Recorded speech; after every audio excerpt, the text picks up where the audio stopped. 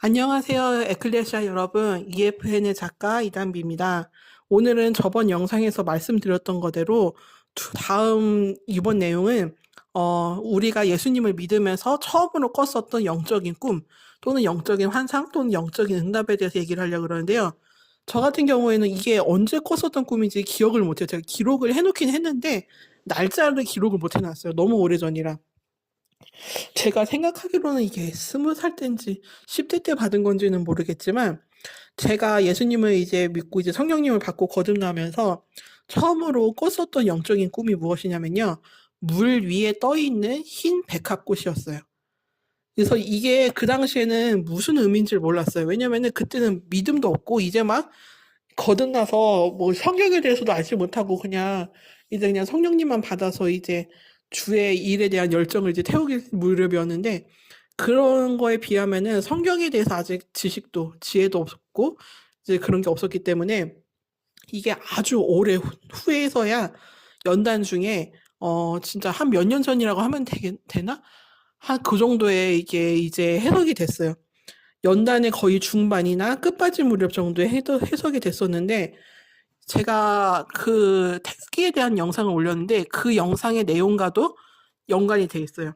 왜냐면은 물 위에 떠 있는 흰 백합꽃이 뭔가 무슨 이유인가 했더니 물 위에 떠 있다는 거는 제가 태극기 영상에서 말씀드렸다시피 물 위에 떠 있다는 거는 말 그대로 혼돈을 일으키는 권세인 사단, 그 바다를 밟고 정복하고 있다는 의미였어요. 그 혼돈은 코로나를 의미했고 그 코로나는 즉 사단을 의미했고 이 사탄이 결국은 혼돈을 일으키는 권세였던 건데 그 혼돈을 일으키는 권세를 바다로 상징이 돼 있는데 이 바다가 곧 코로나고 이 코로나는 곧 사탄이었어요. 근데 이 물 위에 떠 있는 거, 이 물 위에 우리 태극기 보면은 붉은색 위에 밑에는 파랑색, 이 파랑색이 방금 전에 말한 것을 의미하고 그 파랑색 위에 있는 붉은색 태극은 무엇을 의미하냐면은 이게 전에 말씀드렸다시피 바다 위에 떠 있는 태양으로 해석을 해주셨는데 그 태양이 의의 태양이면서 동시에 붉은 별이고 이 붉은색을 의미하는 게 결국 예수님이라고 했어요. 바다를 건너시고 바다를 밟고 정복하고 다스리고 계신 예수님. 그래서 태극은 샬롬이다라고 말씀을 드린 거예요. 샬롬은 예수님이시니까요. 이분이 샬롬을 갖고 오시고 샬롬 자체이시기 때문에 그래서 이 얘기를 들었는데 한마디로 예수님이 이 붉은색 태극이 물 위에 떠 있는 그 흰 백합이었던 거예요. 그리고 물 위에 떠 있다라는 것은 무엇을 의미하냐면은 부활을 의미해요. 왜냐면은 물 위에 떠 있으려면은 무언가가 내 발바닥에 뭐 있어야 된다고 제가 얘기를 드렸었잖아요. 근데 그때 그게 무엇이냐면은 얼음이라고 얘기를 했어요. 얼음은 무엇이냐면은 하나님의 보좌가 있는 곳. 즉 말 그대로 우리 성경에 보면은 불 섞인 유리바다라고 나오는데 이 유리바다의 유리가 투명하고 맑아가지고 유리바다라고 돼 있는데 어떤 신학자분인가 목사님인가 거기 또 어떤 주석에는 이 유리가 얼음이라고 그러더라고요. 이게 얼음으로 돼 있는 거래요. 얼음. 얼음도 투명하고 맑아서 유리처럼 보이니까. 그러니까 이 얼음, 엄청 두꺼운 얼음이래요. 우리가 사는 지구에서 이제 우리가 살다가 하늘을 보면은 파란 하늘이 보이잖아요.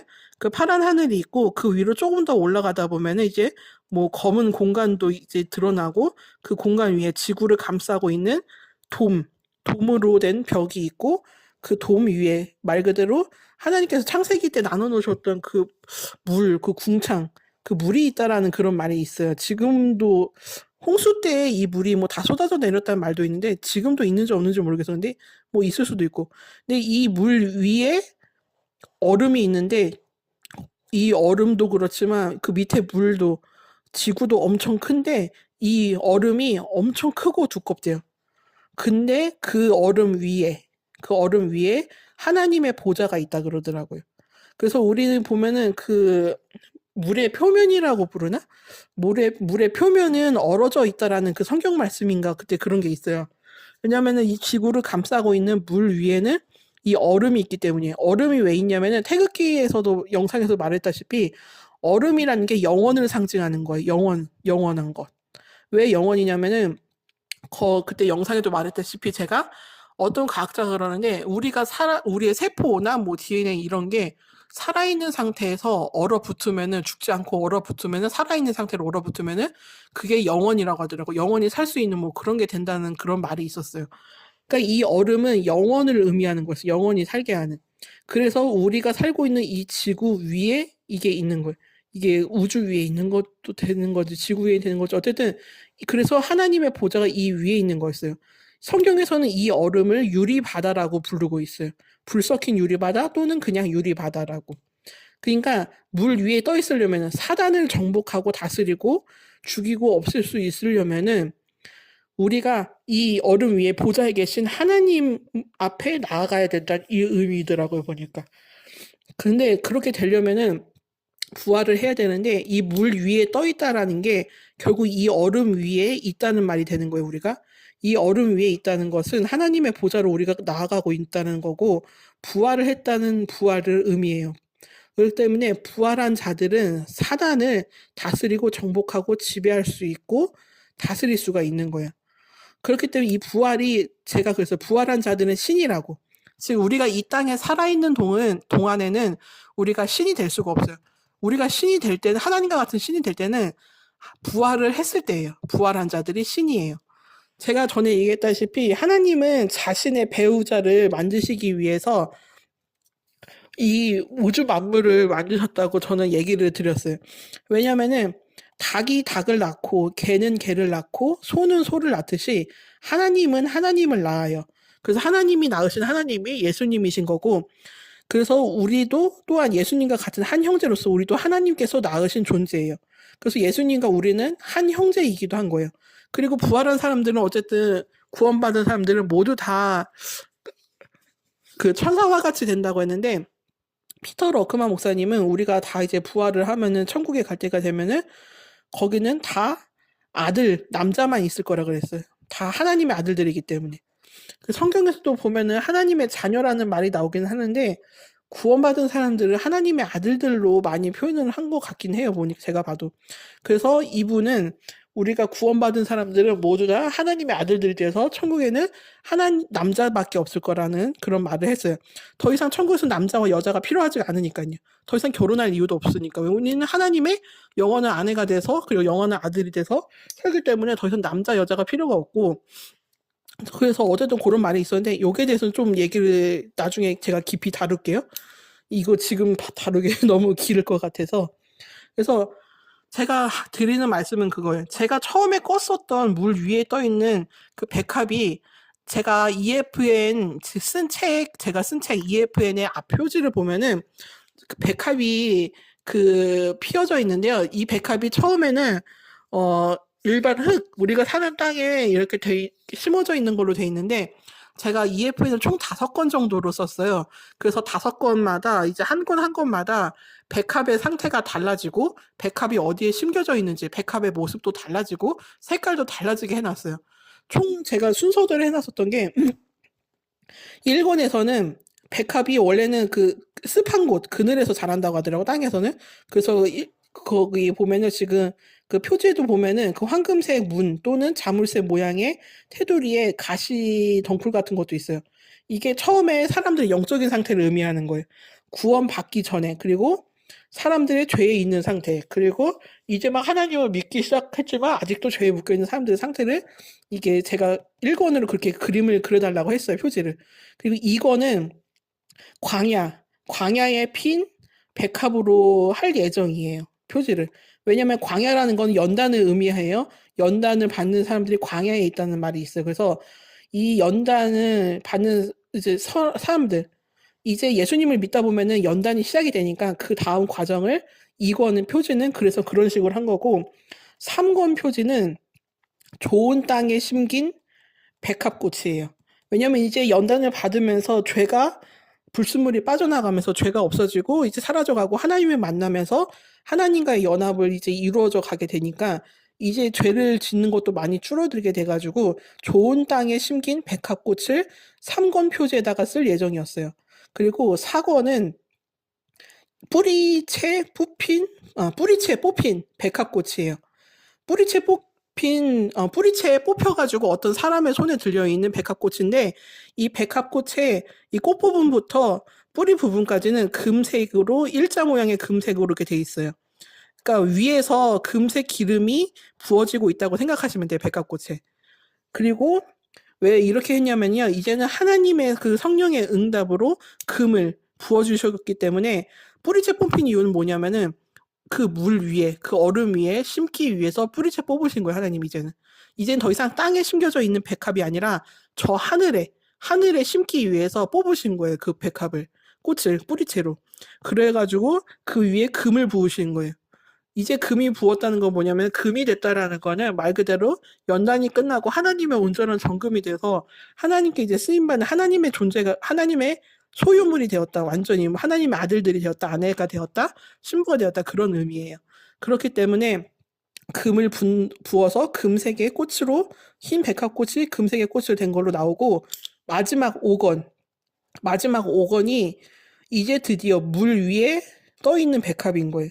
물 위에 떠 있는 백합은 말 그대로 얼음 위에 계신 유리 바다 위에 계신 하나님을 만나고 와서 부활해서 물 위에 뜬 거, 사단을 정복하고 다스리는 권세가 된 하나님과 같은 신이 된 그런 상태를 의미하는 게 5권의 표지예요. 제가 지금은 돈이 없어서 1권밖에 못 냈어요. 왜냐면은 이게 제가 자발적으로 낸 거예요. 제가 어떤 출판사에 뭐 원고를 보내서 눈에 띄어서 출판사에서 냅시다 해서 낸 게 아니라 제가 내고 싶어서. 왜냐면 다른 제가 출판사 기독교 출판사 쪽을 많이 원고를 넣어봤었어요. 문의도 넣어봤고. 근데 우리나라 기독교 출판사들은 소설은 안 다루더라고요. 왜냐면 다루더라도 이런 환타지 소설이나 이런 것보다는 일반 일상 소설 같은 거나 뭐 아니면 선교 소설 뭐 이런 거 위주로 다루기 때문에 다루지도 않았고 솔직히 소설 쪽은 거의 안 다룬다고 보면 돼요. 기독교 우리나라 출판사들은 대부분 뭐 실제 있었던 일이나 뭐 이런 거를 쓰는 간증 같은 그런 책 같은 거나 연구하는 책, 신학서적은 다루지만 이런 쪽은 잘 안 다뤄요. 그렇기 때문에 그래서 안 되겠다 싶어서 내가 내자 했는데 제가 낼 돈이 어딨어. 제가 지금도 직업이 없고 우리 집도 지금 겨우 월세하고 공과금도 입에 풀칠하고도 겨우 먹고 살 만한 정도인데 이것도 힘들 때도 많고 가끔 그래서 집세 못 낸 경우도 많았었고 그래서 카드값 못 내는 경우도 많았었는데 어쨌든 간에 하나님이 다시 그래도 어떤 사람들 통해서 도움을 받게 하셔서 또 내게 하셨는데 그러니까 겨우 입에 풀칠하는 거예요. 그것도 이제 힘들 정도인데 근데 이모가 목사님이라 그러셨잖아요. 근데 그 무렵에 이모가 집에서 교회를 하고 계시는데 그 무렵에 이모 집에 그 교회에 성도로 오신 분들이 이제 몇 분 계셨어요. 이모 아는 지인분들도 계시고 그분들을 통해서 이모에게 헌금이 들어온 거예요. 책 한 권을 만들 수 있는 정도로. 그리고 그때 미국의 어떤 권사님 그분이 또 저하고 또 이모가 아시는 분의 어떤 집사님의 아들에게 그때 각각 우리나라 돈으로 100만 원씩 미국 달러로 얼마였더라 그때? 어쨌든 그런 식으로 해서 미국 달러로 해가지고 저희한테 100만 원씩 정도를 해주셨어요. 그래서 그때 이모에게 들어온 헌금으로 이것저것 모아서 책을 겨우 내게 된 거예요. EFN 1권을. 아직도 4권을 더 내야 돼. 근데 1권도 다시 나중에 여유가 생기면 다시 내려고 하는 게 1권에 약간 좀 오류가 있고 오타가 있고 좀 삭제된 부분도 있고 제가 그때 어머니가 돌아가신 지 얼마 안 돼가지고 집안 살림하고 글 수정을 막 이렇게 왔다 갔다 하면서 정신없게 했었어요. 집이 좀 정신이 없었고 저도 좀 정신이 없었고 그래서 그 책에 보면은 좀 설정 오류도 조금 있고 오타도 있고 삭제된 부분도 있고 그래가지고 좀 보강해서 다음에 1권 여유가 있으면은 1권도 다시 낼 생각이에요. 그래서 근데 일단은 어쨌든 뒤에 권부터 다 내야 되는데 언제 내게 될지 모르겠네. 제가 책을 총 1000권 정도를 만들었어요. 원래는 얼마 안 만들려고 했었는데 그 무렵에 하나님께서 그때 응답을 주셔가지고 1000권 정도를 만들었는데 10권은 팔렸으려나? 10권도 안 팔렸을 거야. 아마 많이 팔려봐 10권이고. 그래가지고 얼마 전에 이제 출판사랑 이제 책을 만들어준 출판사랑 계약이 끝나가지고 더 보관을 맡길 수가 없었어요. 보관을 더 맡길 수도 있는데 제가 그랬죠. 아까 지금 입에 지금 풀칠하기도 힘든 상황이라 보관비를 한 달에 한 번씩 내야 되는데 그 보관비를 낼 형편이 안 될 것 같아가지고 계약이 시간이 끝나자마자 제가 그 다시 돌려달라 그랬어요. 어쩔 수 없이. 맡기고 있으면 저야 좋죠. 팔기도 편하고 이렇게 하기도 편하니까. 근데 아니나 다를까. 계약이 끝나자마자 책을 돌려받았는데 그 달부터 그 돈을 낼 수 없게 또 저희 집안에 좀 물질 사정이 안 좋아졌어요. 그래가지고 책을 돌려받길 잘했다. 출판사에 이거 보관비 못 냈으면 이거 진짜 무슨 망신이냐라는 생각이 들면서 돌려받길 잘했다는 생각이 들었는데 이제 어쨌든 개인적으로 팔아야 돼 이제는. 근데 개인적으로 팔아야 되는데 홍보를 하려고 해도 요즘은 인터넷에 홍보하려면 돈이 있어야 되는데 그 돈이 없기 때문에 제가 할 수 있는 게 지금 유튜브밖에 없어요. 그래서 유튜브나 다른 SNS로 하고 있는데 제가 또 뭐 아는 사람이 있는 것도 아니고 인맥이 있는 것도 아니고 연단 중에 친구 관계도 다 끊겼어요. 친구 관계도 끊기고 어쨌든 뭐 친인척들이랑도 연락 안 하게 하셨고 하나님이 왜냐면 다 끊어놓으셨으니까. 그래서 인맥도 없고 어차피 뭐 그런 게 다 없는 상황이라 홍보를 할 방법이 없는데 작년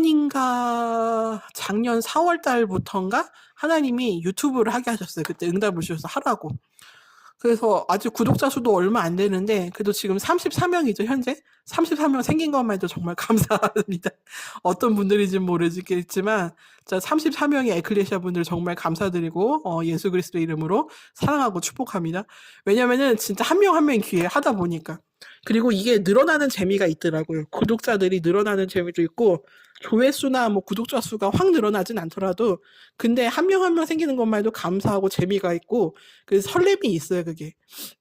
그래서 이 얘기를 하다가 지금 근데 어쨌든 이 흰 백합 제가 처음으로 꿨었던 영적인 꿈은 이거예요. 그래서 여러분은 어떤 영적인 꿈을 처음으로 받았는지 또는 영적인 응답을 받으셨는지 모르겠지만 제가 처음으로 영적인 꿈을 이게 받은 이유가 뭐냐면은 저에게 이 무렵에 이 꿈을 주시면서 아나스타샤라는 그런 단어를 떠오르게 하시더라고요. 처음에 아나스타샤가 뭐야 해서 그 오래 전에 이걸 검색해 봤더니 무슨 옛날 무슨 애니 만화 제목도 돼 있고 무슨 러시아 그때 왕정시대 공주 이름이란 말도 있더라고요. 그래서 입에서 아나스타샤라는 말이 나와서 이게 뭔가 했는데 아나스타샤가 아니라 이게 알고 보니까 이것도 한 몇 년 전에 해석이 됐는데 아나스타시스인가? 그런 뜻이더라고요. 보니까 이게 뭔가 했더니 부활, 불멸, 영원 뭐 그런 식의 뜻이더라고요. 그러니까 이 흰 백합꽃, 물 위에 떠 있는 흰 백합꽃에 영적인 꿈을 주셨으면서 그때 동시에 아나스타샤가 아니라 아나스타시스라는 단어를 주시면서 이게 부활, 영원, 영생, 그리고 불멸 그거를 얘기하게 하신 거예요. 그러니까 부활에 대해서 네가 바라고 이거를 소망하라고 그때 주신 거예요. 근데 그걸 모르고 그 오래전에 그걸 주신 걸 나는 모르고 엄마도 몰랐고 왜냐면 엄마는 또 그때 믿음이 없으셨으니까. 근데 이게 이제 알게 된 지 한 5, 6년 됐나? 한 7년 정도 됐나? 그런데 그때 그 무렵에 한꺼번에 다 깨닫게 하시더라고요. 그렇기 때문에 이 태극기, 결국 태극기가 이걸 얘기하는 거였어. 물 위에 떠 있는 백합. 그 태극기가 샬롬, 그러니까 물 위에 있는 떠 있는 이 백합이 결국은 샬롬이었던 거예요. 그래서 저한테 그때 꿈에 그랬잖아. 형통이라는 뜻을 넣어서 이름을 만들어 보라고 제 새 이름을. 근데 그게 샬롬이었었어요. 그 만들게 하신 이름이 샬롬이었어요. 그러니까 이게 다 이어지는 거더라고. 그래서 저는 어머니도 돌아가시기 전까지만 해도 저랑 계속 부활을 소망하고 저희 어머니는 이 부활을 뭐랬더라? 부활의 불사라고 말씀을 하셨어요. 그리고 저도 그렇게 생각을 했었고. 근데 이거를 이루실 거라 저는 믿어요, 이거를. 이게 휴거 때, 부활이라는 게 휴거 때 이루어질 거라고 이제 하는데, 맞아요. 휴거 때 부활해서 우리는 공중으로 올라가서 이제 예수님을 뵐 거니까. 근데 제가 연단 중에 하나님께 받은 거는 이 휴거 때 부활하는 사람보다 먼저 앞서서 부활하는 사람들이 있을 거라는 그 마음을 주셨어요. 이게 은밀한 비밀의 계시로 주셨었는데 그게 말이 되나? 부활은 휴거 때 그때 하는 거 아닌가? 라고 했었는데 그 휴거 전에 먼저 앞서서 부활할 6명의 하얀 머리에 6명의 사람들이 있을 거라 얘기를 해주셨어요. 그래서 제가 유튜브 제 영상을 보다 보면은 오른쪽 하단에 아이콘이 그려져 있잖아요. 이게 제 책 앞부분에도 그려져 있는 앞부분에 삽입이 안 됐나 이게? 안 들어갔나 보네. 근데 이 무슨 그림이냐면요. 하얀 제가 이거 꿈에서 봤었던 거, 영적 꿈에서. 진짜 무한한 하얀색 공간에 검은색으로 된 선이 있는데 이 선이 원 모양이었어요. 그리고 이 원에 조그만 불꽃 모양의 이런 불꽃들이 6개가 이렇게 돼 있었어요. 제가 그래서 이거를 그 유튜브 그 하단 영상에 아이콘으로 썼는데 이게 무슨 영상 말인가 했더니 제가 아까 말했다시피 휴거 때 부활하는 사람들이 있는데 이 휴거 때 부활하는 사람들보다 먼저 앞서서 부활하는 6명의 하얀 머리 사람들이 있다고. 하얀 머리 6명의 사람들이 있는데 그때 그렇게 보여주셨더라고요. 그래서 저는 이 하얀 머리의 6명을 찾아볼까라는 생각도 들었었는데 제가 뭐 유명한 인플루언서도 아니고 어떻게 찾겠어요. 근데 만약에 이 영상을 듣고 그런 거에 대해서 알고 계시는 분이 있으시면 좋겠네요. 만날 수 있으면 좋겠네요. 왜냐면은 작년인가 얼마 전인가 몇 년, 2년 전? 또는 작년 전? 3년 전? 네. 하나님이 이 6명, 부활하는 6명의 귀가 이제는 하나로 이어졌다라고 하셨어요. 그래서 하나님이 이제 말씀을 하시거나 응답을 내리시면은 이 6명이 동시에 듣는 거예요. 그 하나님의 음성을. 그래서 오래전부터 이 하얀 머리 6명에 대해서 얘기를 해주셨어요. 저하고 저희 어머니도 그 하얀 머리 6명 중에 2명이었고 나머지 4명은 누군지 모르겠지만 이 4명도 곧 만날 건지 하얀 백포도주에 대해서 얘기를 하시면서 이제 이 4명이 모여서 이제 예수님이 내려오셔서 만나게 된다 뭐 어쨌든 그런 말도 해주셨는데 누가 들으면 이거 허황된 말이지만 소설보다 더 소설 같은 이야기고 저도 지금 이 순간에 해석을 했는데도 몇 년 전부터도 이게 무슨 황당무계한 말이야 라고 하는데 만약에 여러분 이거에 대해서 아시는 분이 있으면은 댓글 달아주실 바랍니다. 저도 이제는 왜냐면은 그 6이 네 고향이라고 얘기를 하시더라고요. 우리 왜 채널에 보면 6시 내 고향이라는 채널 있잖아요. KBS에서 하는. 그리고 옛날에 무한도전에서 박명수 씨 고향에 가는 그 프로그램 제목도 6명이서 네 고향이라는 그 제목이 있었고. 근데 하나님이 이거를 얘기를 하시더라고요. 몇 년 전에. 6이 네 고향 또는 내 고향. 이 하얀 머리 6명이 부활을 하기 위해서 또는 부활을 해서 아버지이신 천국이 고향에 있는 하나님, 천국에 있는 하나님을 뵈고 올 거라는 식으로 말씀도 하더라고요. 그래서 여기에 대해서 더 얘기는 못 나누겠지만 그래서 난 처음에 내가 미쳤는 줄 알아서 이제 근데 미칠 수가 없는 게 나는 이런 생각도 못하고 상상을 할 수 있는 머리도 안 되고 지식도 지혜도 안 돼요. 그 정도 수준이 아닌 걸 아니까. 그래서 하나님께서 응답을 주실 때 정말 놀라운 게 뭐냐면은 내 머리와 지식과 지혜 그리고 경험에서 나온 그 어떠한 문장도 단어도 하나님께서 주신 이걸 보면 너무 놀라운 거예요. 어떻게 이런 문장으로 말하시지? 어떻게 이런 표현으로 말씀을 하시지 하면서 감탄이 나올 때가 너무 많아요. 거기에 대해서 이렇게 올리고 싶은 것도 많은데 워낙 짧게 말씀을 하시거나 글자로 보여주시거나 음성으로 들려주시는 경우도 많기 때문에 가끔 가다가 이게 성경이 안 나와 있는 내용도 있긴 한데 또 보면 또 성경이랑 또 관련된 내용이에요 이게. 그래서 이 해석할 수 있는 능력을 달라고 또 많이 제가 얘기를 해서 해석하거나 해몽하는 그런 능력도 조금 주셨어요. 그래서 어머니가 저한테 하나님께 응답을 받거나 꿈을 받거나 환상을 받거나 그러면은 저한테 와서 얘기를 일부러 하신 거예요. 제가 해석하는 능력이 있고 해몽하는 능력이 있으니까. 뭐 완전히 잘하지는 않지만 그래도 어느 정도는 하니까 연단 중에 여러 가지를 통해서 많이 가르쳐 주시기도 하셨고 그렇기 때문에 여러분이 처음으로 하나님께 받았었던 영적인 꿈과 환상, 응답, 계시가 무엇이었는지를 생각해 보세요. 왜냐면 그게 여러분이 이 땅에 태어나서 왜 이 땅에 태어났는지 주신 그 사명일 수도 있어요, 그게. 관련이 될 수도 있어요. 그래서 저는 부활에 관련된 뭔가 사명인 것 같은데, 뭐 이제 곧 알게 되겠죠. 이제 때가 되면은 이루실 테니까. 그래서 저는 그걸 기다리고 있고, 여러분도 그거를 한번 돌아보시면서 내가 왜 이 땅에 태어났고, 내가 어떠한 존재인지를 그 첫 번째 영적인 꿈 또는 환상 계시로 하나님께서 말씀해 주셨을 거예요. 기록을 그러니까 반드시 해놓으세요. 하나님께 무엇을 받든 간에 반드시 기록을 해놓으세요. 저도 자다가 하나님께서 꿈이나 또는 생시에 이제 잠에서 깰 무렵에 응답을 많이 주세요. 그러면은 핸드폰 옆에 놓고 있다가 핸드폰 삼성 노트에다가 일부러 써놔요. 저도 안 그걸 까먹으니까. 그러니까 그렇게 알고 오늘도 들어주시면 감사드리고 조만간 기도 영상을 올릴 것 같아요. 왜냐면은 에클레시아 분들이 들을 수 있게 기도하는 영상도 올리라는 말씀을 감동을 지금 많이 주셔가지고 조만간 기도 영상을 올리겠습니다. 어떤 기도 영상인지 모르겠지만 그럼 다음에 봬요. 아멘.